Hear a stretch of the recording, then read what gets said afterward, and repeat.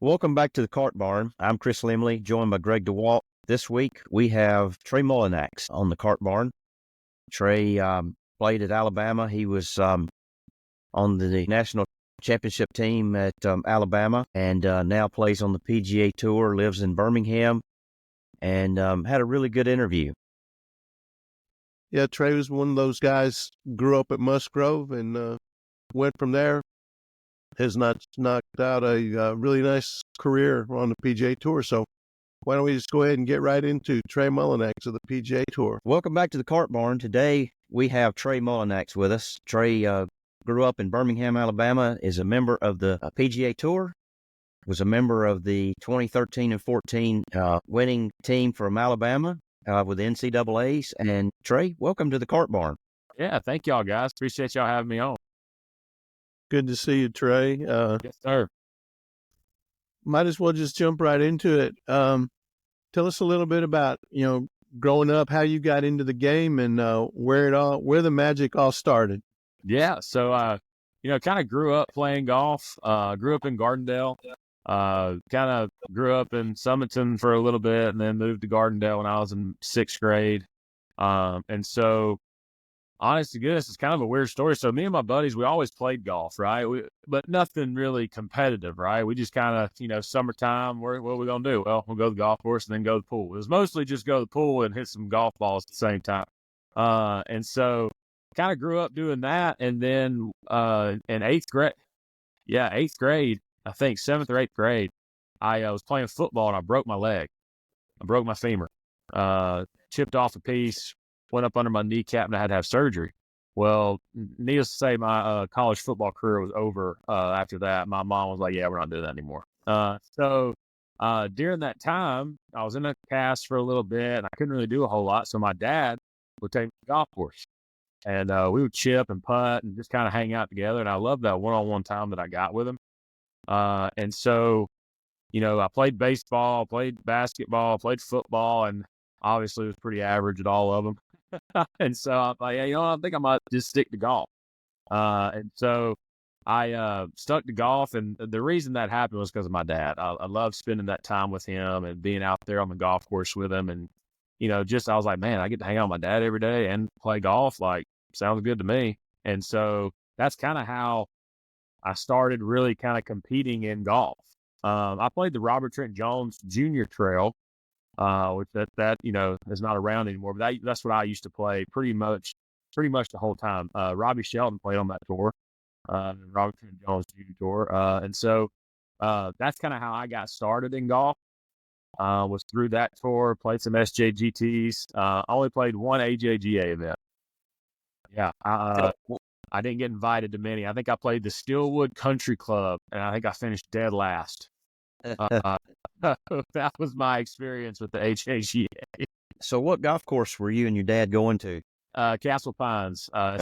It's not there anymore, unfortunately. I hate that it's not there. But it was a great place for us to grow up playing, and I have so many fond memories of being there with all my buddies and going to the pool and hanging out. And so, unfortunately, it's not there anymore. But man, it was a phenomenal place to have when I was growing up. Is it houses now or is it pasture land? It's I think the front nine's like a horse farm. And then he kept a few holes on the back nine. I think the back nine is still there.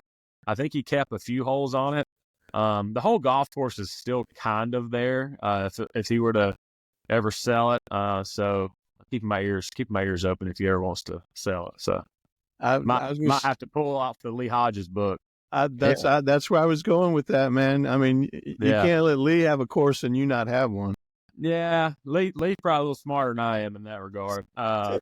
These four kids of mine got me tied up. So we putting a golf course on it. I think my wife might kill me. But no, now it is. I hate that it's not there anymore. I really do. But yeah, if they ever wanted to do anything with it, I'd probably be the one they want to call. I'd like to try something. So we'll see. Mm-hmm. Are you a golf architect at heart? Not really. I hate to say that. I'm probably the last person you'd want to design a golf course. I I can see things and I know what I like.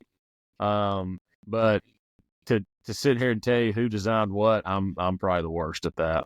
I couldn't tell you a Fazio from a whoever. So now I'm excited about what we're doing at goal though. So I am excited about that. That's gonna be fun. Yeah, all the courses that he would design would have 300-yard par threes and 500-yard par fours and 600-yard par fives, and that'd be too long for me. That sounds like right up my alley, though. I like that. See, exactly. Yeah.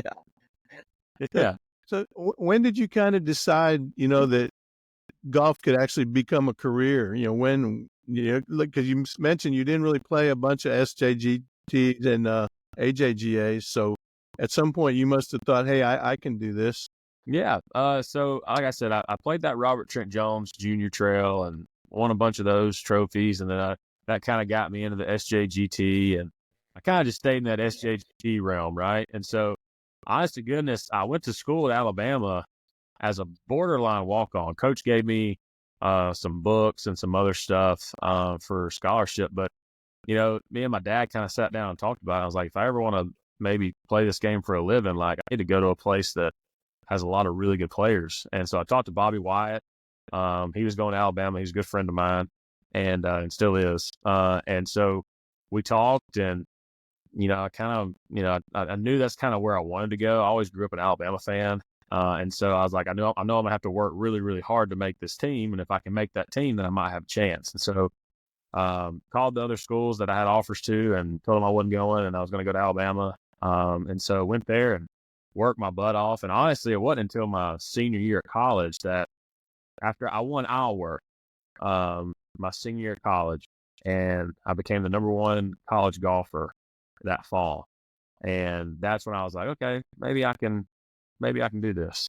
That number one at the end of the fall quickly dwindled after the spring started. So I was like, well, maybe not. Maybe I can't do this. But I had highlights. I had some highlights at least. But yeah, that was really, honest to goodness, after the fall of my senior year, I was like, I think after school I might try this. So, what was the fallback position? Oof. Go turn wrenches at my dad's shop. He always makes fun of me. He says that boy don't know a lug nut from a spark plug. I don't know. Would have been Plan B, honestly. I got to meet a lot of people through Alabama. So I don't know. Who knows what would have led? Only God knows that. So he's got me in where he's got me right now, and I'm happy to be doing it. So you get to Alabama. You mentioned Bobby Wyatt. I know that you were, as I said, the team won back-to-back national championships. Tell us a little bit about that experience, about moving in from as you put it, a marginal walk-on into a starter. Yeah. So that took a lot of practice, a lot of getting beat. I still don't think I've beat Corey or Bobby and Justin, and I still don't think I could beat them. But me and Justin are really the only ones playing still. Robbie Shelton was there my senior year. And so, the team we had in 2013 was awesome. It was me, Justin, Bobby, Corey, Scott Strohmeyer, Tom Lovelady, Lee Knox, Willie So. The list goes on. Robbie Prater. We had so many good players on that team. And so, honest to goodness, guys that didn't travel probably could have started on a lot of D1 programs.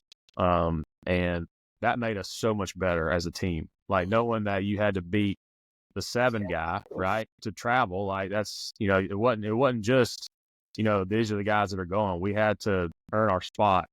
And so that was the biggest thing for me. And so, that team in 13 was a special team. Getting to play with Justin a bunch, and he's still a good friend of mine, and we still talk a good bit. He still stays on my rear end pretty good about getting better. And then in 2014, you had me, Corey, Bobby, Robbie Shelton, and Tom Lovelady. A lot of people, remember the guys that played on tour, and Tom Lovelady played on tour for a year. He was a stud. He was a stud golfer. He still is. Don't let him fool you. And so we had such great teams. And, like I said, my sophomore year, I played a lot my freshman year. But my sophomore year, I didn't play a whole lot.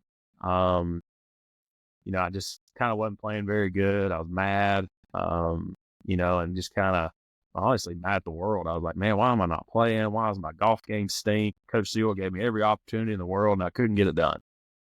And so I went and had a conversation with Coach Sewell that summer. And he was like, you need to play in more big tournaments. You got to get more experience. Because that's just where I lacked. I didn't have much experience in big-time competition. And so even with playing my freshman year, I still was just lacking that confidence to compete in bigger tournaments, especially bigger college tournaments.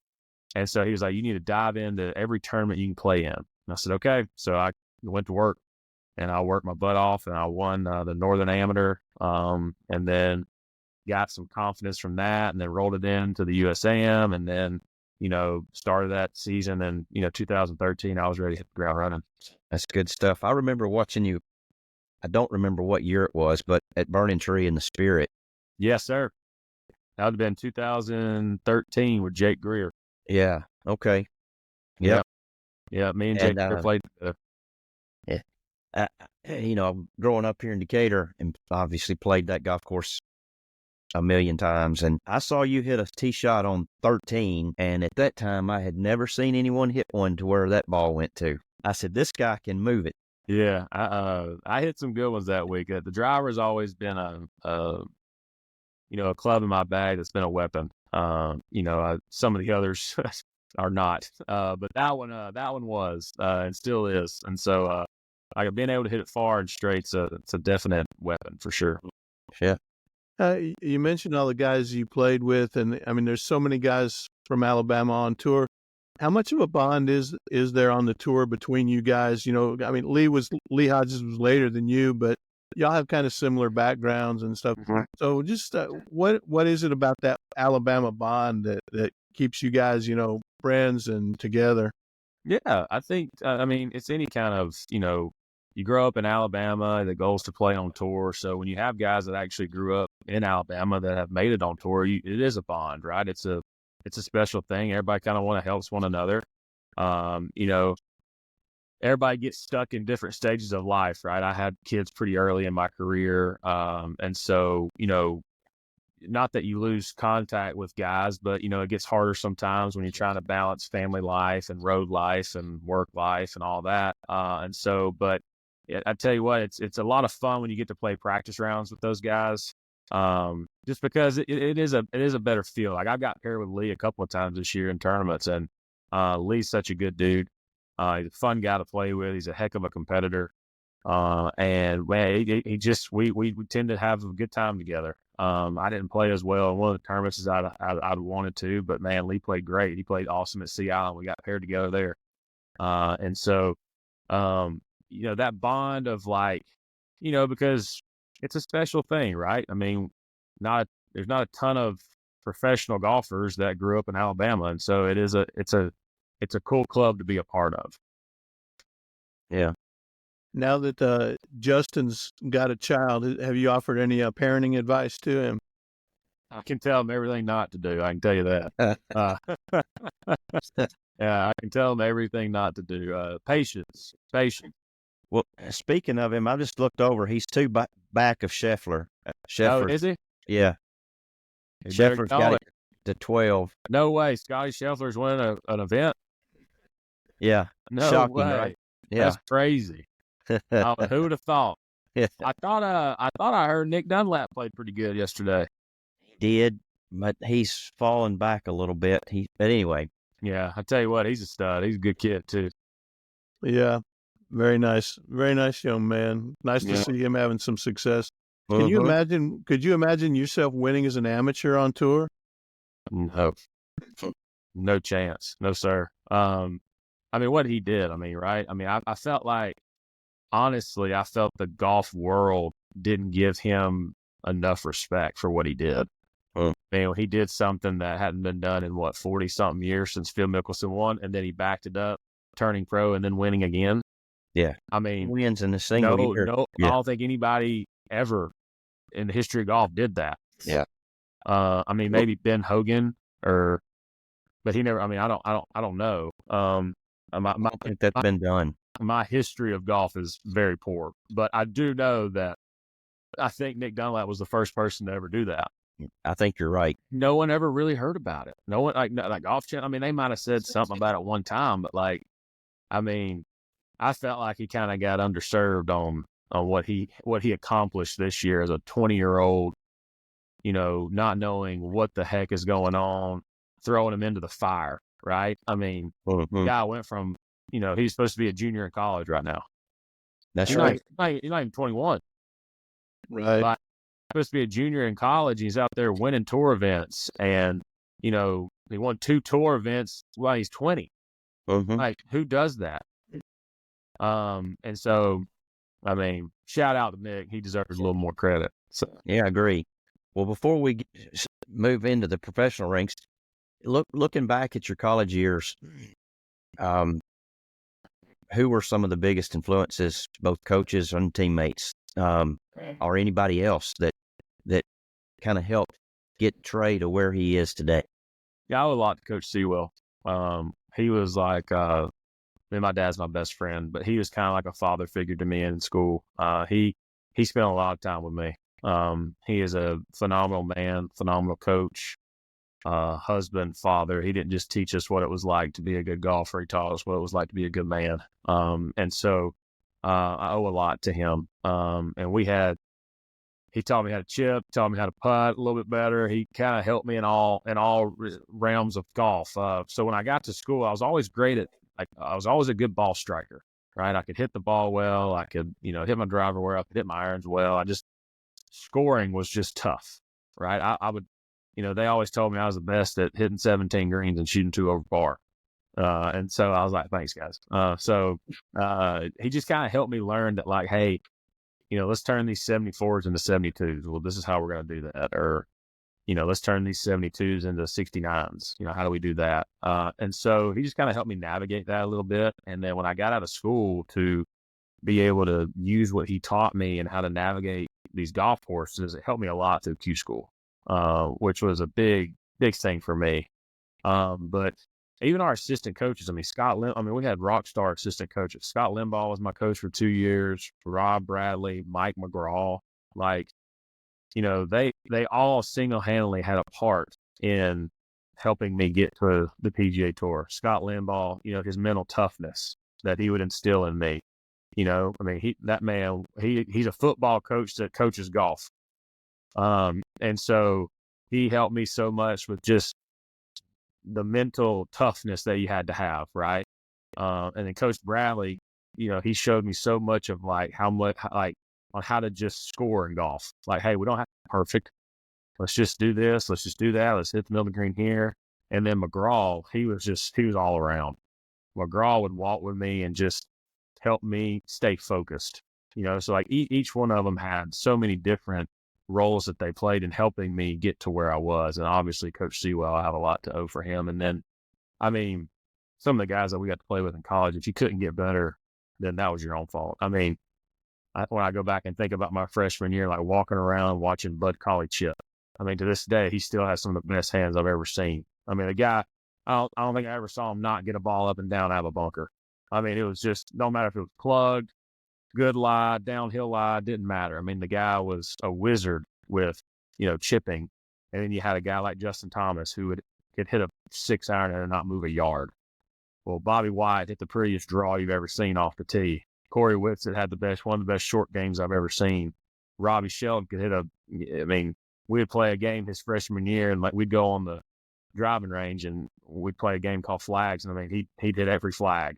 It was incredible what he could do. And then Tom Lovelady was such a great putter. Like Hunter Hamrick never missed a fairway, I'm pretty sure. And so it was just, we had so many guys that you could learn from. So if you didn't want to get better, it was because you didn't want to work hard enough. And so I think every one of these guys that I played with, I owe a lot to, because they helped me get. Did you have a teacher when you were playing your high school golf? Yes, sir. So a guy named Archie Burroughs. He's at Hoover Country Club. The legend. Still coaching to this day, 84 years old. Phenomenal man. He was like a grandfather to me. My dad's dad passed away when I was young, and my mom's dad passed away when I was young. So man, I think I saw Archie Burroughs every day for 4 years. I mean, I was over at his place every night, and even through all through high school, all through college, professional golf. I don't get over there as much as I wish I could right now with having kids, but we still text and we still talk. And at the end of the day, if I ever am down in the dumps and I just need something, I always end up going and seeing him, and he normally fixes me up pretty quick. He's good. Archie's a really, really good guy. He really is. In his studio, Greg, if you haven't been there, it's right there kind of on Hoover Country Club, and it's really nice. It's a really nice place. It's a really good spot. You know, I work a lot with Mark Blackburn now. Because bless his heart, Archie, he just can't really go to tournaments much anymore. And he'll every now and again text Mark, like, "Hey, don't you mess him up, don't you?" Mark showed me a text. I'm like, he's telling the truth now. Come over here and whoop you now.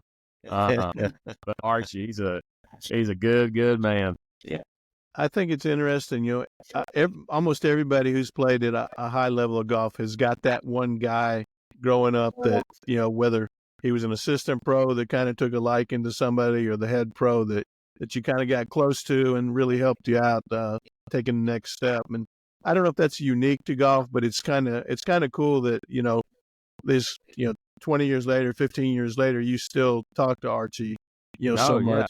100%. I mean, when I first went and saw him, I didn't hit a golf ball for 6 months.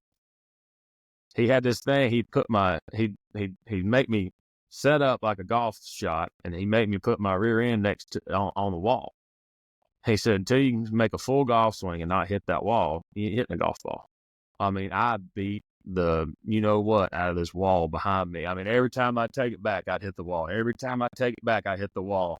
And so, I mean, I'm not joking. I bet you it was 4 months. I didn't hit one golf ball until I could have my hind end up against that wall and make a swing and not hit the wall. And we did it, and every day I knew what I was going to go do. I'm like, oh, great, going to swing against this wall again. And every time I feel like I was like, all right, today's the day. I got it. Today. And I remember the day that I swung and I didn't hit the wall, and Archie was like, all right, let's go. And he was man of his word. As soon as I swung and I didn't hit it, he was like, all right, now we can hit a golf ball. And I remember it was not like, I remember it was my 9th grade year. We were down there, it was freezing cold. And we were down there before he had the barn. We did it in the bottom of his garage. And so to this day, if you go to his garage, you're going to see every mark that I hit on that wall. Thousands of them, thousands of marks. So tell the listeners what was the purpose of that drill? So the purpose of that drill is like, so what I did is I rolled the club inside. So I'll roll the club inside, get it across the line, and then duck it, and then, you know, drop it back under. So as a kid, right, you're trying to hit it as hard as you can, right? So I would swing it in and go up and then swing it down. So he was just trying to get me to get the club more in line on the way back.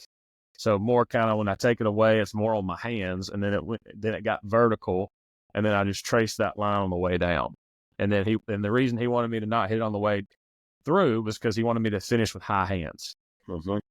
And so, shoot, I probably should go try that. I bet I'd hit the wall right now. And so that was a lot of the drills that we did. I tell you what, and Archie, he was so good. So a lot of this stuff that y'all see on TV, that I always told him this too. I said, Archie, you need to go put this on the Golf Channel or this or that. And I'm not telling you, every single time I told him that, 6 months later, a person would invent something that he already invented. He already had. There's so many things at the Golf Channel, like these guys were promoting and all that. I mean, heck, I was working with it 2 years before they said anything about it, which was crazy. Yeah. That move, that's a common thing for amateur golfers, just dragging that thing inside. Yes, they just want to drag it in and they want to throw it up and get it across the line, and then, you know, so you either got two options when you're across the line. You're either going to cast it or you're going to drop it under. Both don't end in a very good result. But I think I'm living proof of that. My dad, I guarantee you, my dad, he watched me do it every day for 20 years. And I guarantee you he's going to go hit that wall the first time he takes it. So you're working with Mark Blackburn now. do you still go back to that? Maybe not do that drill, but think about it, when you're not hitting the ball as well as you can. Yeah, Archie will always be a man that I reach out to, that I'll always send a swing to. Not only just because he was my coach for so long, because I love him. He's he's a pretty much like a grandfather figure to me. But Mark's so good just with how your body moves and how to get the club in positions that you can. I feel like that's a very important for amateurs is, when you try to go look at somebody else's swing, well, your body might not be able to move that way. You might not have the upper body rotation that somebody else has, but you might have more lower body rotation than somebody else has. Especially in the amateur world, a lot of guys are tighter, right? A lot of guys that don't play golf every day and all that, they're tighter, right? Because they're either sitting at a desk and working or doing something. They're not stretching every day, right? So they go on here and they try to get in these positions of Max Homa or Trey Mullinax or Lee Hodges or whoever that is, right? Well, they can't do it because their bodies just aren't doing it. Well, I feel like when guys go get lessons, you need to have guys that understand how your body moves and how you can get in the same position more consistently. Because if you can get in the same position more consistently, well, then your body can figure out how to do the rest. And so Mark's really good at that with me. He knows I go see Archie. I mean, he knows he's my guy, and he's always. But I mean, Mark travels with us every week. I mean, Mark's my guy now, and I love Mark. I love what he's helped me with. I've learned a lot with working with Mark, and like I said, the reason I really like Mark is because he has so many different players, and not one of them swings it the exact same. And I think that's the tell sign of a good coach is how he can work with guys with what they have and not try to make everything his picture perfect golf swing. Yep. And I think that's important. Couldn't agree more. So you're obviously known, and you've even acknowledged on here so far that about your length. What is it that gives you that power and that length, Trey? So when I was young, again, Archie, he always told me he wanted me to swing the driver like a whip. And so if you think about a whip, at impact is when it has the strongest force, right? And so he always wanted me to feel like I whipped it on the way down and almost like hit and backed up, right? So like I would hit it and then it's almost like a whip, like and so like that's kind of what I did when I was growing up. I tried to just whip it to where all the force was at the ball. So I tried to create all the force within that 2 feet area, right? So before contact, 2 feet behind the ball, I would try to create as much force as I possibly could. And that's how I kind of started hitting it far. It's also why probably my back foot stays on the ground for a long time, because I would always, when I would whip it, I'd kind of be like in this position. So I'd whip it. Now I didn't have a ton of side bend, which is why my back has been okay. But I would whip it, but I'd keep my foot on the ground, and that actually helped me create more speed. Because you start lifting up, when you start lifting your foot off the ground, you start kind of losing some speed unless you're rotating at a super high level. Well, I just kept my foot on the ground and just threw my hands at it and just would create speed. And it helped being as tall as I am and be able to have long levers to whip it down. Yeah. A lot of guys that are smaller, they have to use their lower body more and they have to jump. That's right. To create distance. Well, being a guy like myself, I didn't have to jump. I had long levers and I tried to use it as a lever. So I just tried to pull it down and whip it. So that's kind of how I started hitting it far. What are your stock yardages, especially like with your driver? What's your carry? I mean, with the driver, I can carry it enough. I can carry it as far as I need to. Now if there's a bunker out there 340, I'm probably not going to carry it. But I mean, I can, if there's a bunker at 320 and I got a little bit of help, I feel pretty confident I can cover that bunker. I think on average I'm 300s, 305 carry, somewhere around in there. Now with this weather right now, probably about 275. But yeah, it's cold in the heat. I would like to. I mean, I can carry it on average probably around 310, 305, 310. So I love. Go ahead. you guys are why the USGA is wanting to roll the ball back. I know it. People ask me about my opinion on that. I say it's above my pay grade. I don't know why we just don't go back to hitting. If they want to make the ball not go as far, just make the head smaller. Make guys swing at it a little slower, and make sure they hit the middle of the face. Because I mean, shoot, some of them drivers that y'all played back in the day, you can't if you swing them hard and miss it, it ain't gonna go anywhere. I was just gonna say, have you ever hit a persimmon driver? I have. So I've hit my dad's stuff a good bit, and it's crazy. I mean, the center of the face is just such an important part, and so I mean, the only thing I don't like about rolling the ball back is that y'all play a different ball than us, and it's like it's always been the reason. We can all play the same equipment, and the pro guys are always going to be a little better. Well, now everybody's going to have an excuse. Oh, we play a different ball, or we play this, and I get it. I mean, guess what? I mean, if they come out with a new ball that we got to play, guess what? I'm gonna play it, and I'm gonna try to figure it out. So that's the only thing I can do. So, but it's interesting because I grew up. I was in late 70s when I played college golf and persimmon. So I learned to play the game hitting the fairway. Because with your misses with the persimmon, so that's how I learned to play. Hit the fairway. Length wasn't as big an issue. Today, people learn, whack it as far as you can because the clubs are so forgiving. Yeah, 100%. And so now I feel like technology has been great for golf, but I also feel like right now it could be difficult. I'm sorry, my son's trying to get in here. All right. I feel like, junior golfers now, they're just searching for speed, right? That's all they're looking for. Speed. I would say arguably the most important shot on the PGA Tour is your tee shot. Because if you're not in the fairway, you're not going to have a chance to score. Now, don't get me wrong, having length and being able to hit the fairway, well, that's really nice, right? But fairways on tour are so important just because it's just so hard to play out the rough. And if you look at Scotty Scheffler, I mean, not only does he hit it far, but he hits it super straight. I mean, he's hitting out of the fairway every hole.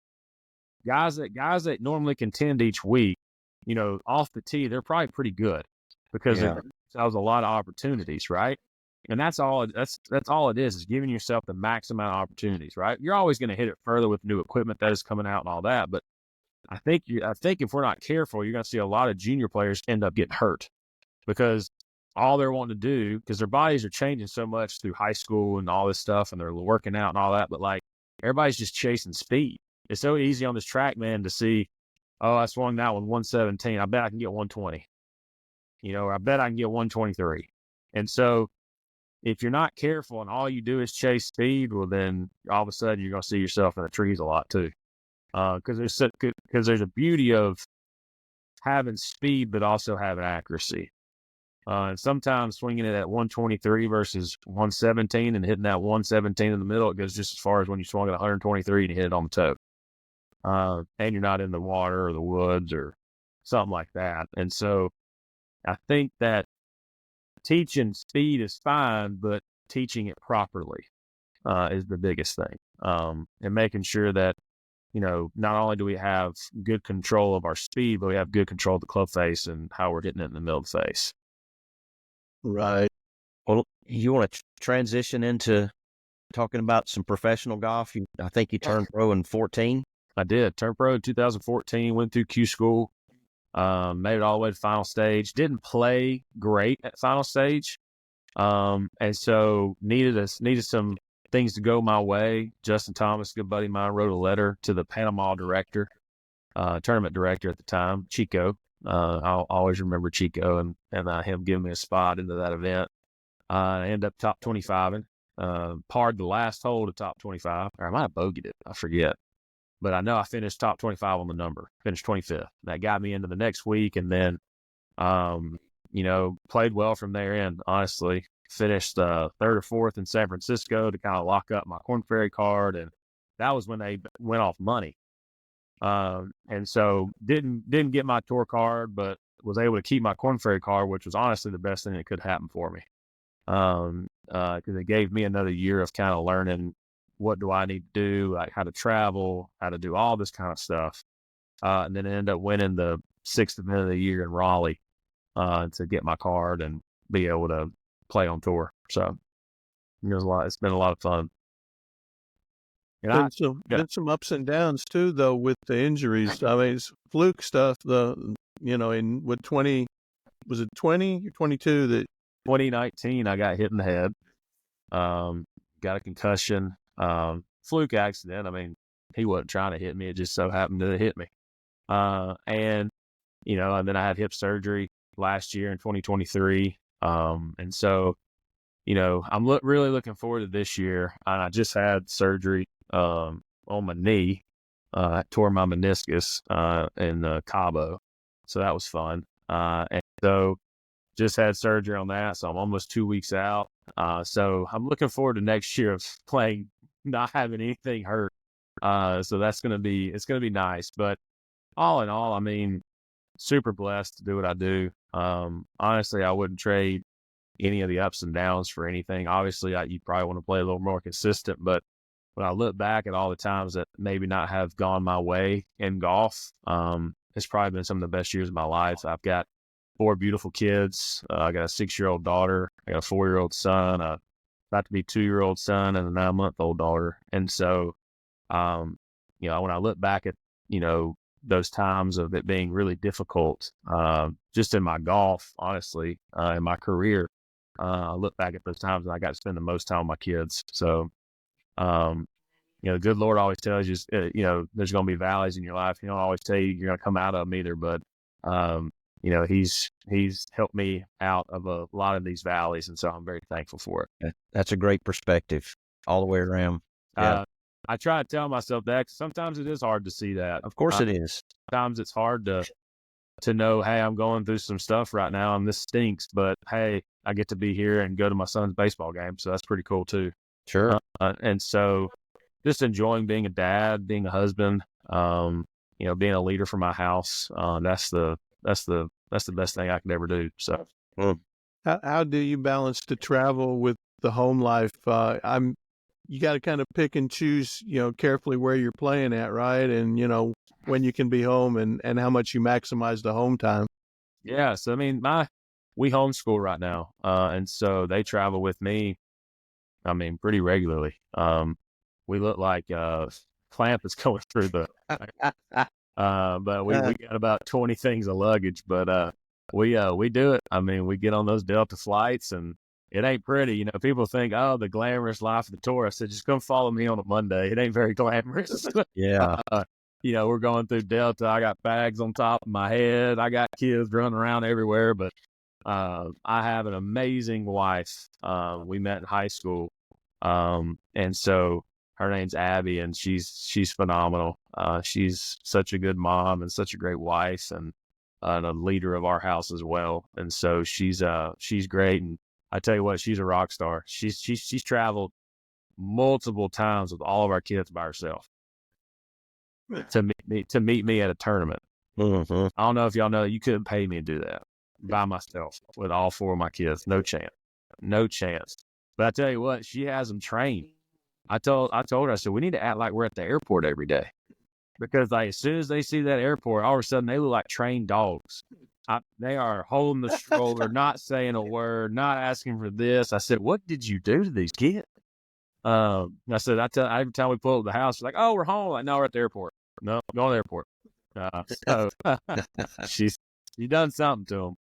Oh, that's a good story. So when you get to a tournament and it's Tuesday morning, you just say, all right, Abby, you got the kids and I'll be back like 6:00. See you then. Yeah. I mean, she's been around golf for so long now that she understands it. And she would just rather be at the events with us than not be there. And it helps me out a lot too, because even when you have those bad rounds, like I still get to go home and be dad. Yeah. Sometimes when you have those bad rounds, you just go home and sit by yourself in a hotel room or an Airbnb house or whatever, it can get pretty lonely.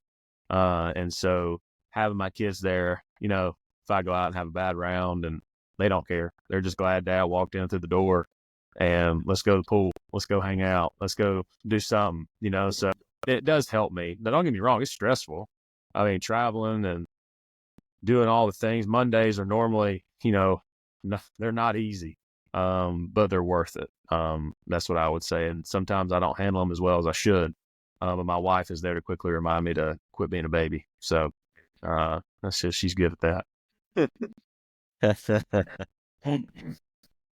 Well, let's talk about your victory on the tour. Yeah. Barbasol. Yes, sir. So that was a fun week.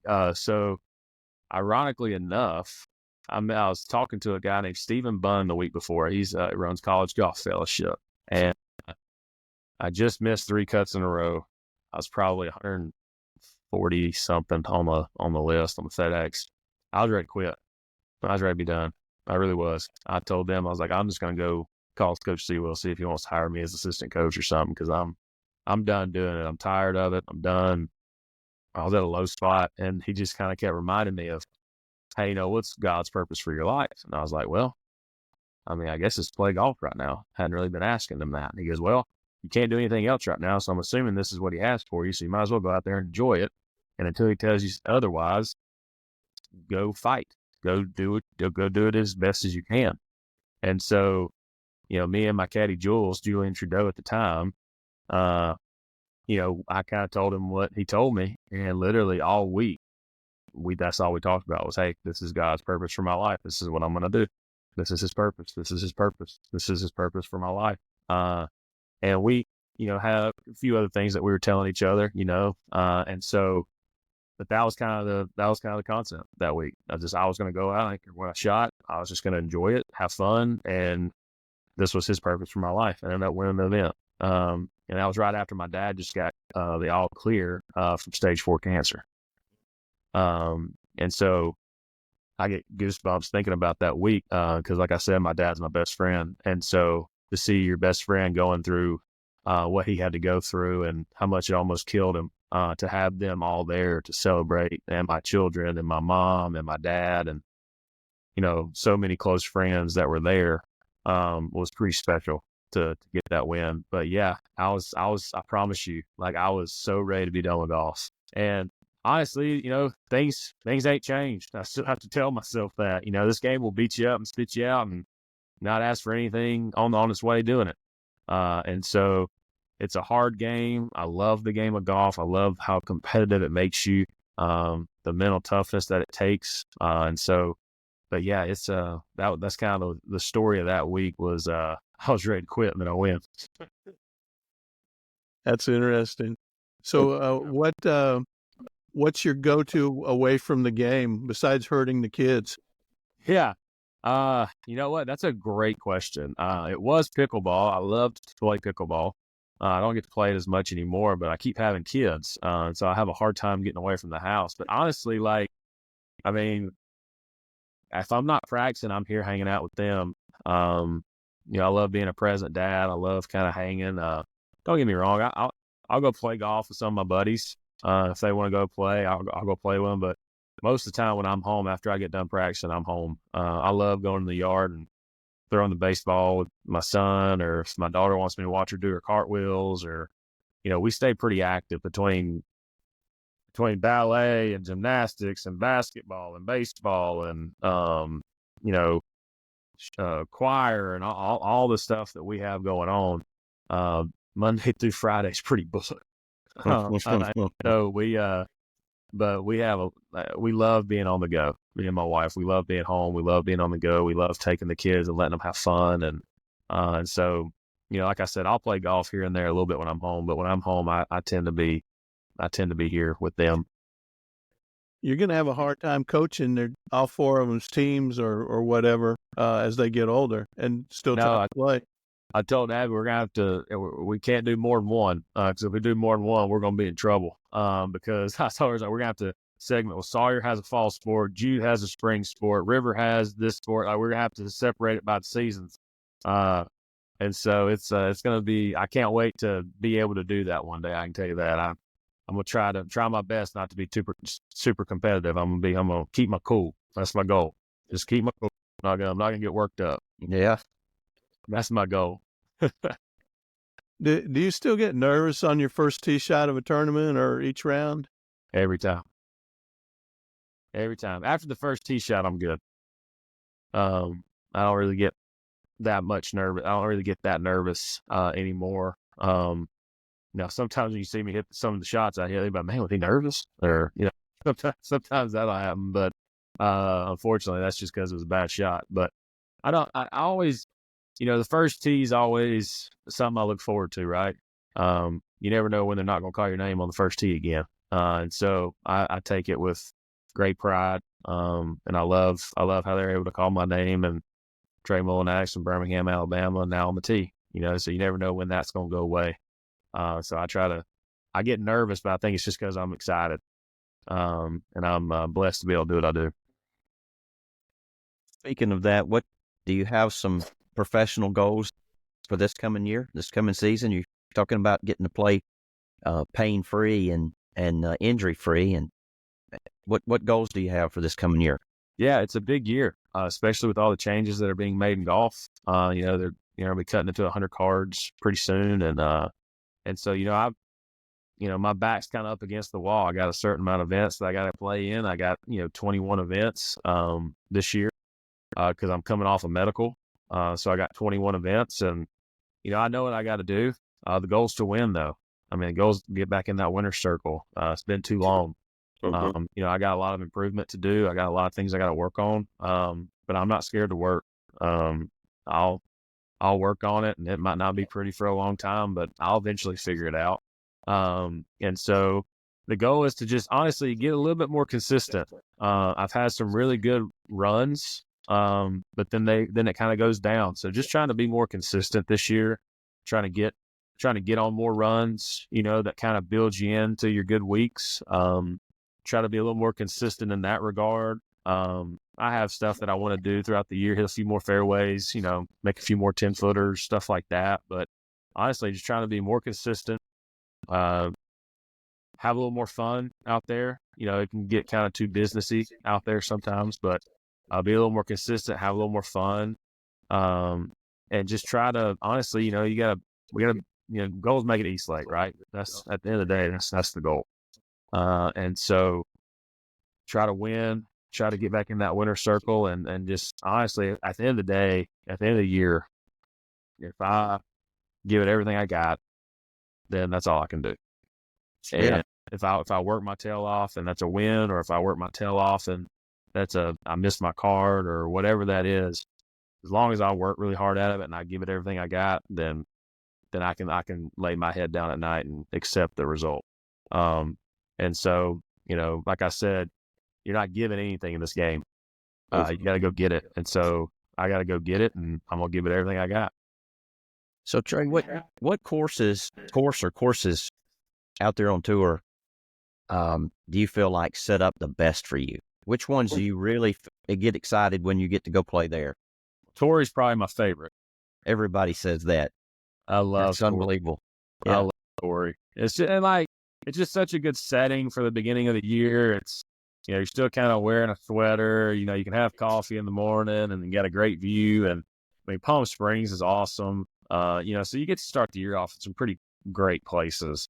And so, I mean, I don't really know if there's a golf course that's like tailor made for me. I played well on courses I thought I'd played awful at. Like I got a top 10 at Tampa that I still to this day don't know how I top 10'd it. And so, and I always play pretty good at Honda, and I hate that place, or not Honda, Cognizant now, at the PGA National, and I hate that place, but I always find somehow to play pretty good.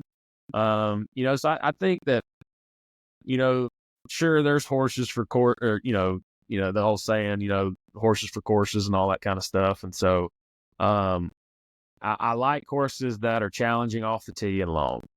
Because if I'm driving it well, then that's a clear advantage for me. I love Hilton Head. I love Memphis. It's not long. No, but I just love the tree line. I love the kind of old school feel you get. I love Memphis. I love Torrey. I love Palm Springs. I love Riv. I love, heck, I probably could tell you the ones I don't like versus the ones I love, because there's not very many. like I said, I feel like when you're playing well at those courses that you might not feel like you play that well at, you're like, man, this place is made for me. And it's like most times it's like, yeah, not really, but you're just playing pretty good. And so, I guess the courses I would say that are made for me are the ones I played well at. I guess that's what I get. How will the changes, the reduced fields, affect what tournaments you get into or not, or will it? Yeah, so I'm not in any elevated events right now. I'm gonna have to play my way into those, which is fine. I understand where I'm at. I mean, do I like where the game of golf is going? Not really, but I don't have any control over it. So I'm gonna play in what they tell me to play in and try to play the best I can in whatever I am in. And so, it's sad to see that you kind of separate the two a little bit. But at the end of the day, I'm going to play, like I said, I'm going to play with what I'm going to play and try to play as best as I can to get myself into those events. Is the 144 man field now, that's 12 players. Is it really going to make a huge difference in pace of play and getting done every round early? Probably not. Guys will just play slower. It's just gonna take more time to get done. Like every year. I mean, we've had guys. I mean, we've been doing it for 30 years now, where guys have to, get up in the morning and go play. It's kind of, and honestly, it was kind of the way, like as a rookie. Like in Palm Springs, you knew on Friday morning you're going to go finish your Thursday round, and stuff like that. So like, at the end of the day, as you can see fans wise, I don't really think it's a 60-man field versus a 144-man field. I don't think the ratings are showing that much of a difference. And so, they don't really, like I said, that's above my pay grade. Do I like it? No. Do I think it's going to make a difference? No. But, I'm going to do as I'm told and play with what I'm playing. I have my opinions, but like my mom said, if you don't have nothing else to say, don't say it. So, well, they always told me. I told them at work, if you don't like my opinion, don't ask for it. Well, that's kind of how I'm gonna sit here with my mouth shut. I don't want to. Yeah, I'm not gonna say anything I need to go back on. So I don't say anything that $23 million a year Jay Monahan might get mad at you about. Whoa, that man get paid, don't he? Holy cow, 23 a year. I didn't know he got paid that much. He makes a nice check. A buddy of mine sent me that, and I was like, man, he's got a nice job. Yeah. Unbelievable. 23 million. What he made? He was the second highest guy on tour, wasn't he? Yeah. Xander beat him last year. I think so. Xander barely caught him. Yeah. Yeah. That must be nice. That's incredible. But do you have like certain, not to put you on the spot, but when you see the pairings come out for the first two rounds, are there guys you just like dread getting paired with, or is it just, doesn't matter? I'm not too picky about it, honestly. Because at the end of the day, like, there's not a whole lot of talking that goes on anyway, because, I'm going over here to hit my ball. You might say a couple, even like I got paired with Lee Hodges at Sea Island, like we talk, but like, and honestly too, like when the guy's rolling, you don't really want to, get in his way. Like I wasn't playing that great at Sea Island, and Lee was like, he was playing unreal. And I was like, I'm gonna kind of get out of the way. Keep doing your thing, bud. And so the pairings to me don't really matter that much. I can tend to have fun with about any of them. And so, they don't really mean that much to me, honestly. Now it is fun on Sundays when you get paired with, some good guys and, it's going to be a battle and that's fun. But Thursday, Friday, I don't really get too worked up about pairings. Well, tell us what's a Tuesday like? Tuesday. So Tuesdays for me, Monday's travel day most of the time. If I don't have my family with me, if it's a rare week, but I don't have them, I'll, fly out late Sunday night or something. But Tuesdays are, I get to the golf course, I work out, I see my PT guy, and kind of get things loosened up, get my body rolling. I'll probably end up, doing some putting stuff, getting on my TrackMan, playing some games, getting everything kind of dialed in with, irons and kind of that stuff, and then go play 9 holes when I'm finished with that. Or sometimes I'll end up going and playing 9 early in the morning and doing my work after. So my work tends to be, I'll do a lot of speed drills, short putt drills, mid-range drills, short game stuff, irons and wedges on the TrackMan, and then I'll play some driver games on the TrackMan too. But that normally doesn't take as much time as the putting. Putting drills are annoying, but they're needed, right? But they're annoying. And so do those, and then Wednesday you got your pro-am. You either going to practice before or after, so you just kind of choose. But they're long days. I mean, Tuesday's normally the longest day I have. I mean, I'm there from sun up to sundown pretty much. Yeah. And then Wednesdays are a little more relaxed. And then Thursdays, obviously, it's game time and time to get going. Do you try to get a group of guys to play the practice round with, or do you like to solo it? Yeah, I mean, I think it's, like I said, my family goes a lot with me. So I normally on Tuesdays try to get my work done before I get home and hang out with them. So I like going pretty early on Tuesdays. And so if guys want to go, great. If not, I'll just kind of go by myself. It's not that big a deal to me. And so I usually go either early or late. I don't tend to play much in the middle of the day. Mm-hmm. I'll either go super early in the morning, first off or something like that, or last off in the late evening.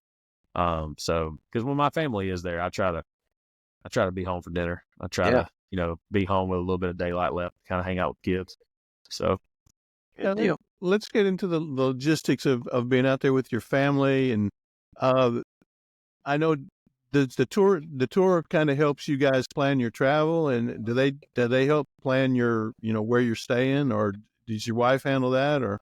No, solo. So my agents help me out a lot. Charlie Daniels, he plans a lot of that stuff for me. Without him, I'd probably lose my head if it wasn't attached. And so he helps book all that stuff. Yeah. So that's what a lot of people don't understand is, I mean, on the PGA Tour, we're probably the only professional sport where you got paid to go to work. And so you pay for your flights, you pay for your Airbnb, you pay for all the stuff that you're wanting to do that week, right? And so it's a the PGA Tour is a luxury, but you pay for it. And so it costs a lot to be able to travel. And so, I feel for a lot of rookies out here that, because the Corn Ferry, you don't make a whole lot, and then they throw you out in the ringer with like, hey, your first event's Hawaii, so good luck getting there. And so that's kind of a tough one. Do you mostly try to stay in Airbnbs when you got the family with you? Yeah, we don't do hotels a lot, and that's not a knock on hotels. It's just sometimes with 4 kids, you can get pretty stir crazy. Mm-hmm. So usually we try to do a house with a yard or a pool or something like that to kind of keep them entertained. Mm-hmm. Mm-hmm. And is Abby cooking for you on those nights?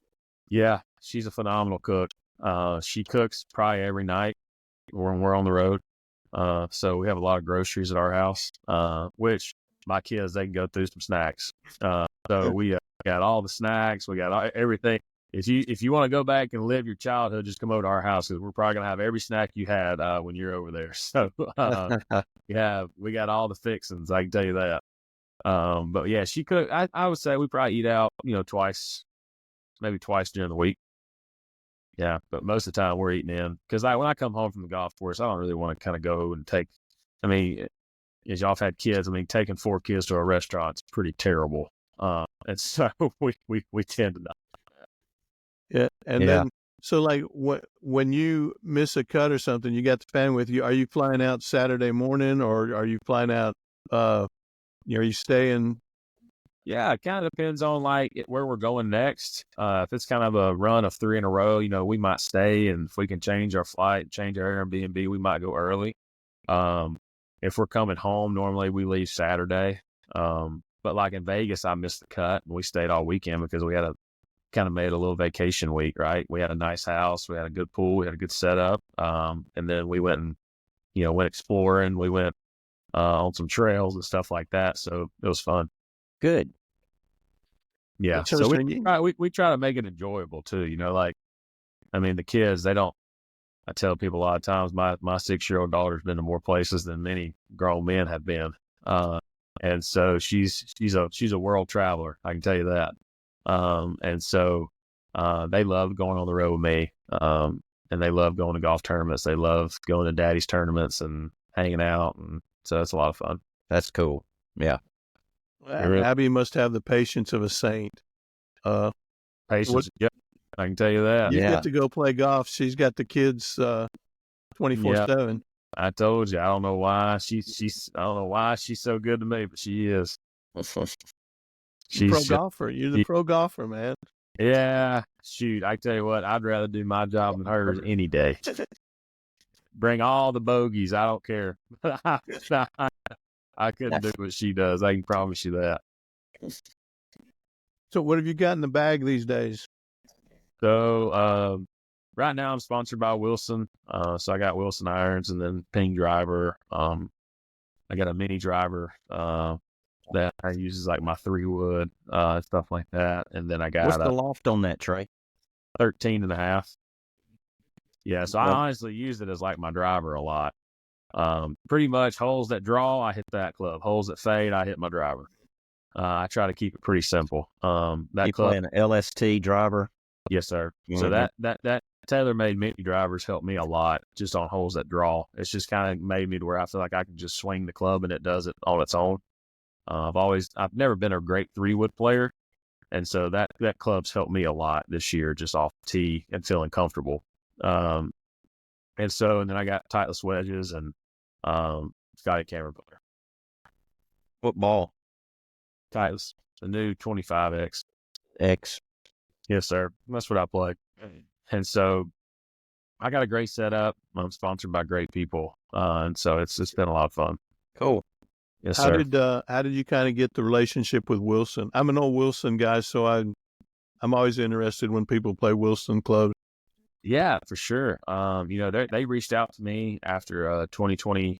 2021. They reached after me, and was able to look at their irons and kind of check them out. They're such a beautiful set of irons, and Ron and all those guys at Wilson are just great people. And so I had an opportunity to go with them and took the opportunity.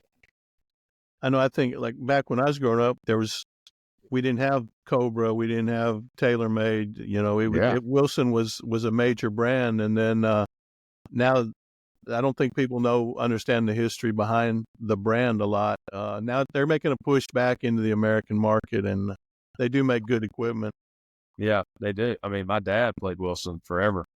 Wilson, I think they had the most. I think they still may have the most majors of any club company. Probably true. Yeah. And so the history of Wilson goes back forever. I mean, a lot of people now know Wilson as like, tennis rackets or tennis balls or basketball or something like that. But their history in golf goes back, a long time. I don't know how far, but a long time. True fact, I got a Wilson leather bag down in my basement. I got one too. Yep, I've got one. They're awesome. It's too heavy to carry. Yeah, I ain't lugging it around. I got a like a moon bag, an all leather Wilson moon bag. So that's pretty cool. Yeah, I take it around Shoal sometimes on the par 3. So it's So you practice out at Shoal? Yes, sir. Shoal Creek. That's where I play and practice. I live in Greystone Country Club over here on this side of 280. Yeah. And so we got 2 great golf courses. And that gives us the opportunity to kind of play different courses depending on where you're going. So it's a great membership at both places. Yeah. Yes, sir. Greystone course do you like the best?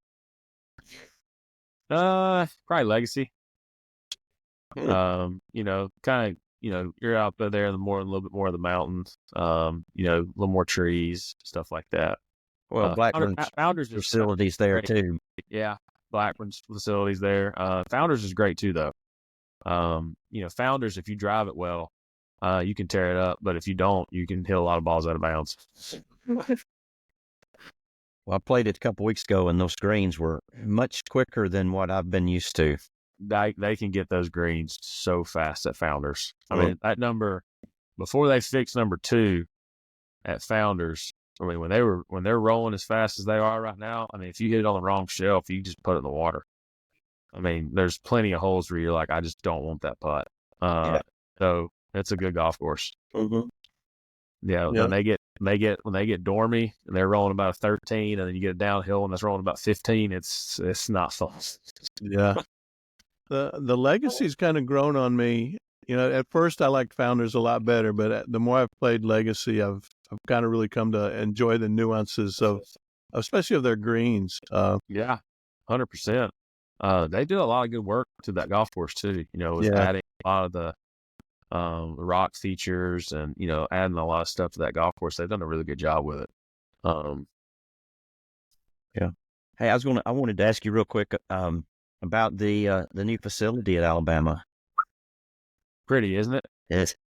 Yeah. What do you think about that? Man, I tell you what, if you can't get better there, it's your own fault. And it really is. It is pretty. I mean, we had our alumni event up there a couple of weeks ago, and I told a lot of guys, I was like, man, like I never left. I mean, you got a full kitchen, weight room, golf, place you can study, big old TVs. I'm like, just set me up a cot. I'm good. Like, I mean, shower, cold plunge. I mean, literally everything that you can think of that you would want in golf, they have. I'm like, just put me a bed. Just give me a cot. I'd have never left. Who'd you play with? At our alumni event? Yeah. I played with me, Corey, Bobby, and Mullinax. Yeah, we had a great time. I mean, too much fun. We had a good time.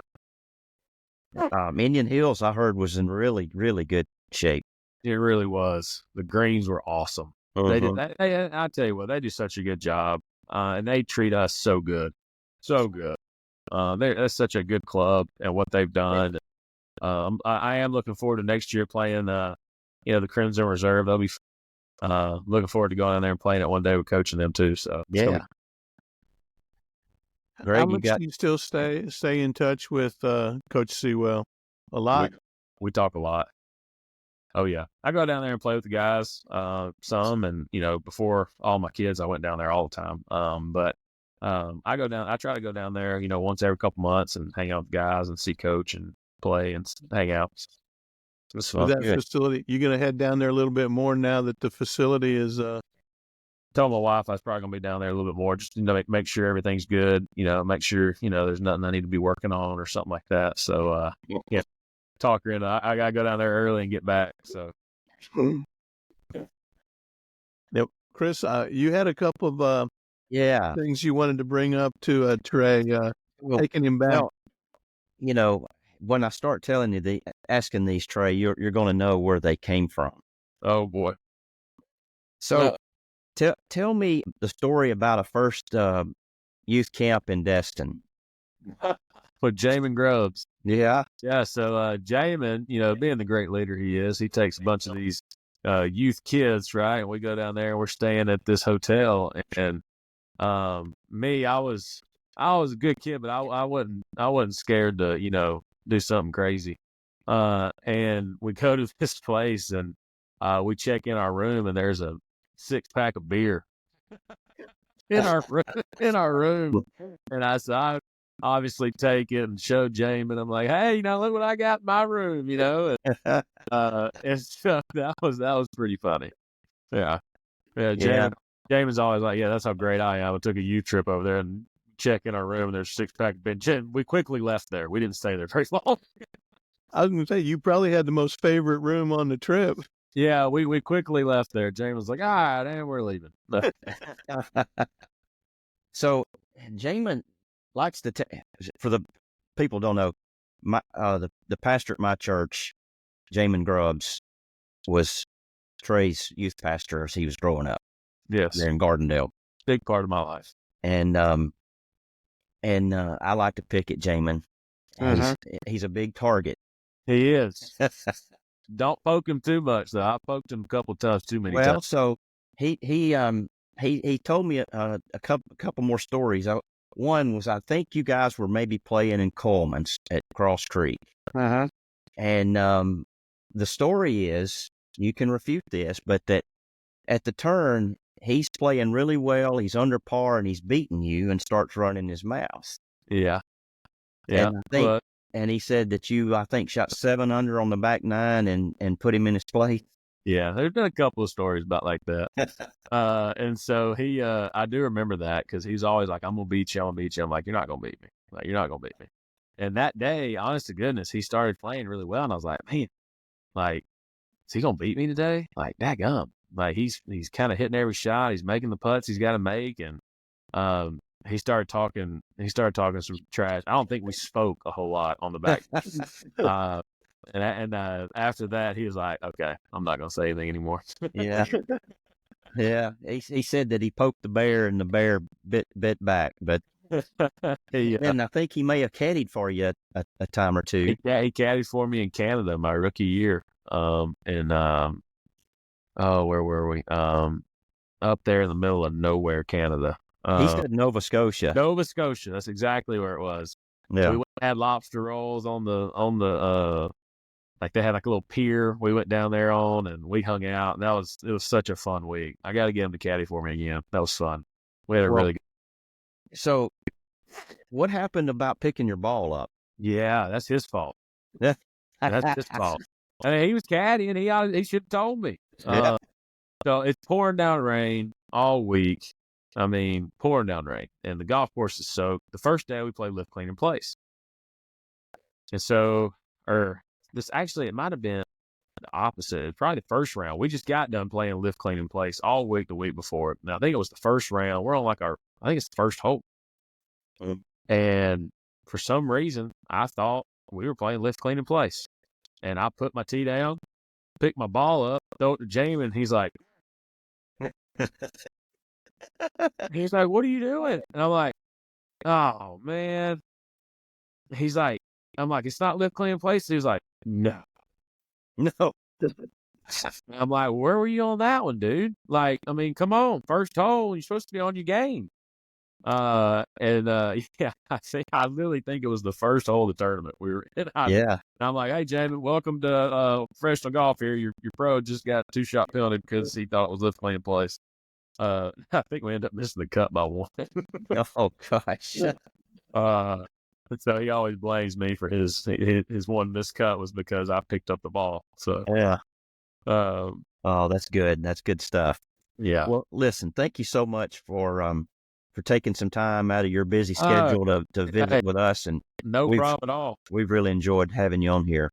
Yes, sir. Absolutely. Anytime y'all want to holler at me, heck, shoot, after this year, if we get a dub, we'll have to come back on. Absolutely. Yeah, that'd be great. I'd love it. Again, I appreciate y'all having me on. I love listening to y'all's podcast with Lee and Stuart. I'm going to have to go back and listen to some more too. So Stuart was a role model of mine for a long time. I've gotten to build a friendship with him. So he's a good man. He sure is. Yes, sir. He is. I hope he gets to become Ryder Cup captain one day. So yeah, that's the goal. We do too. Yeah, it'd be pretty awesome. So again, thank y'all for having me on. I really appreciate it. Thanks, Trey. Good luck. Again, thanks a lot to Trey Mullinax of the PGA Tour, Birmingham resident. It's always really nice to get some insight from those guys on tour, tell their stories, and I think that's what kind of makes the Cart Barn podcast what it is. I agree, Greg. Thanks again to Trey, and tune in again next week. We've got another exciting guest on the Cart Barn podcast. Thanks for listening.